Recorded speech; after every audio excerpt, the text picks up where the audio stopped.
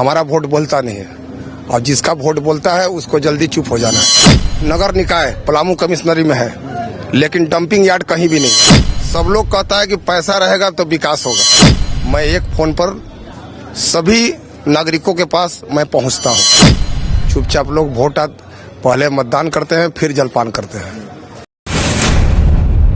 गढ़वा नगर परिषद के मौजूदा अध्यक्ष और अध्यक्ष पद के प्रत्याशी संतोष कुमार केसरी जी इस वक्त हमारे साथ हैं। झारखंड मुक्ति मोर्चा के समर्थित उम्मीदवार हैं और इस बार गढ़वा नगर परिषद में चुनावी मुकाबला बेहद दिलचस्प है, क्योंकि कई प्रत्याशियों की दावेदारी जो है वो मजबूत लग रही है। इस वक्त संतोष केसरी जी हमारे साथ हैं। संतोष जी, इस बार चुनावी मुकाबला यहाँ पर काफी दिलचस्प नजर आ रहा है। आप जेएमएम समर्थित उम्मीदवार हैं, बाकी प्रत्याशी भी मैदान में हैं, अपने अपने दावे हो रहे हैं।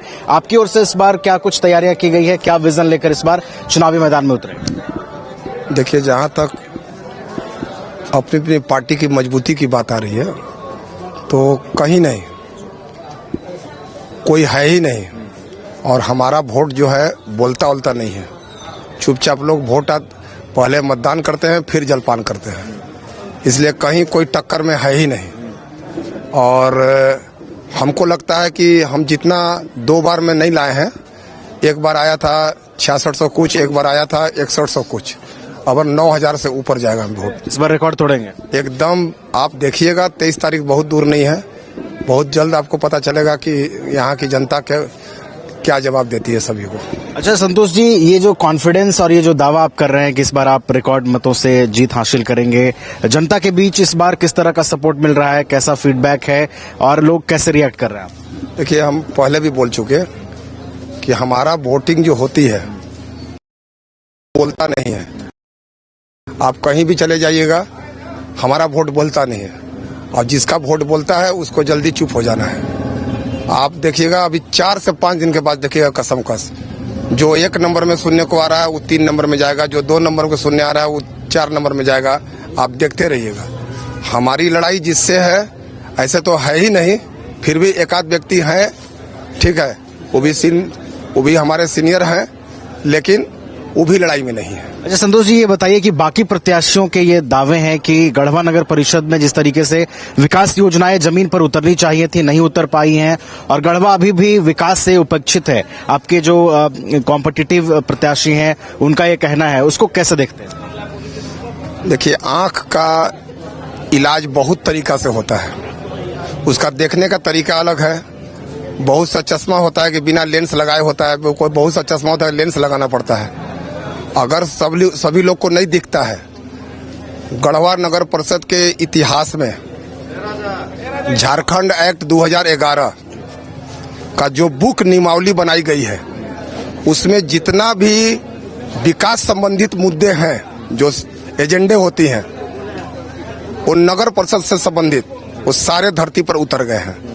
जैसे मैं बता दूं, आपको गिनवा दूं, वार्ड विकास केंद्र का निर्माण, शौचालय का निर्माण, आश्रय गृह महिला पुरुष का निर्माण, यूरिनल का निर्माण, आपका कौशल विकास केंद्र का निर्माण, आपका कांजी हाउस कॉम्प्लेक्स मार्केट का निर्माण, आपका टाउन हॉल का निर्माण, आपका बस स्टैंड का निर्माण, आपका शहरी जल आपूर्ति योजना जो पानी घर घर नल का उसका निर्माण, कचरा डंपिंग यार्ड 10 एकड़ भूमि में बाउंड्री ऑलरेडी सुखबाना में बन चुकी है। पूरे 5 नगर निकाय पलामू कमिश्नरी में है, लेकिन डंपिंग यार्ड कहीं भी नहीं है। वो गढ़वा के धरती पर 8 से 8 साल पहले कहिएगा तो मैं उसका फिगर आपको फोटो के साथ दे दूंगा। तो रोड नली अलग, जितना इंफ्रास्ट्रक्चर से संबंधित नगर निकाय में सामानें होती हैं, जैसे नाला cleaning machine, ladder machine, steel tanker, roaster machine, road sleeper machine, tipper, tractor, आपका वेपर बनाने का गाड़ी, माने जितना इंफ्रास्ट्रक्चर होती है, जेसीबी 3-3, हर तरह का सुविधा से सुसज्जित यहाँ इंफ्रास्ट्रक्चर। अच्छा संतोष जी, ये तमाम योजनाएं आपने गिनाई हैं, अगर इस बार आप अध्यक्ष बनते हैं तो इस बार की प्राथमिकताएं क्या होगी? गढ़वा की जनता के लिए क्या संदेश देना चाहिए? पहला काम मेरा रहेगा कि हाईकोर्ट ने जो डंपिंग यार्ड को स्टे लगाया है उसको क्लियरेंस करना पहला मेरा काम, कि नदी में जो इधर उधर कचड़े बिगे गई हैं उसको सफाई करना, और पूरे दानरो नदी पर एक रिवर व्यू की तरह, मेरीन ड्राइव की तरह गढ़वा जो हमारा सीमांकन है वहां से लेकर और आगे जो सीमांकन चिलिंग प्लांट तक है वहां तक उसको बनाना, सीवरेज एंड ड्रेनेज जो थोड़ी बड़ी छूट गई है उसको ठीक ठाक करना, ये सबसे बड़ा चीज है।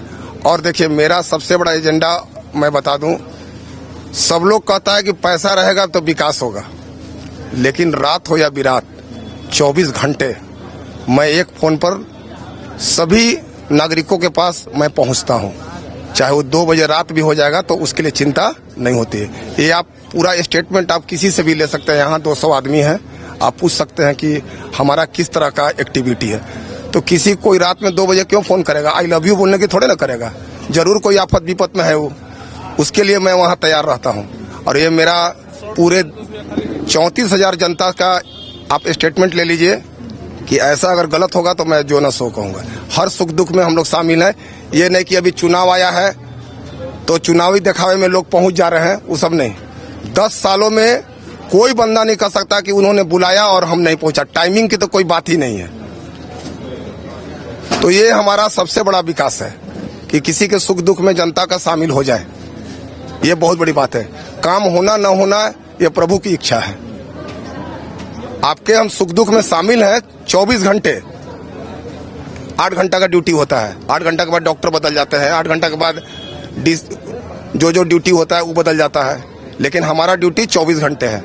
मैं 1 बजे रात में 10 साल सोता हूँ और 6 बजे भोर में उठ जाता हूँ, 5 घंटा मेरा सेवा रहता है और ये गढ़वा की जनता जवाब देगी आपको। चलिए, तो जनता के सुख दुख में शामिल होने का संकल्प लेकर एक बार फिर से संतोष केसरी चुनावी मैदान में हैं अध्यक्ष पद के लिए। बातचीत कर रहे थे हमारे साथ वीडियो जर्नलिस्ट राज बल्लम के साथ मैं नवीन गुप्ता, न्यूज 22 गढ़वा।